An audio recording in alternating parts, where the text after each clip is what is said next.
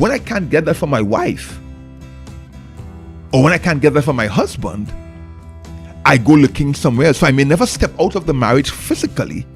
So I feel I've not committed adultery. But I've already stepped out emotionally, which is just as bad, maybe even worse, because it is just a step towards the sexual fulfillment of that.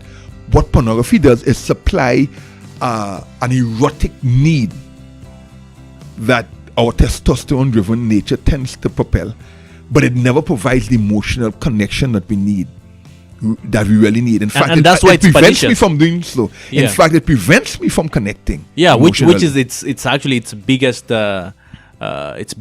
problem, because it gives us, it promises something it does not fulfill. It doesn't fulfill it. Yeah. And so I keep becoming addicted because I want more and more, and the more I take, the less it satisfies, which is human nature. The more I eat or get something, the less it satisfies. So pornography, people who are into pornography can spend hours and a lot of money on books and magazines, but I need more and more to bring me even close to what I was experiencing before, because the emotional connection and satisfaction that comes from sex within the context of two people in love in marriage cannot be bought, cannot be found anywhere else rather than in a committed, loving relationship. Could we even push that deep and say the spiritual connection? Because I'm wondering if emotional maybe creates the sense that it's just how we feel, but there is an even deeper aspect of how we relate with our spouses that is just beyond just our emotions.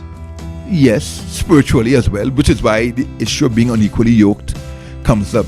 I know, like with Cynthia and me, being able to worship every morning and discuss scripture and talk about life and pray for our children or pray for our relatives, it's a bonding that takes place. Even sometimes when we may be upset with each other, and we have been upset with each other sometimes, just being able to sit together and pray and worship creates a bond again. So you are correct.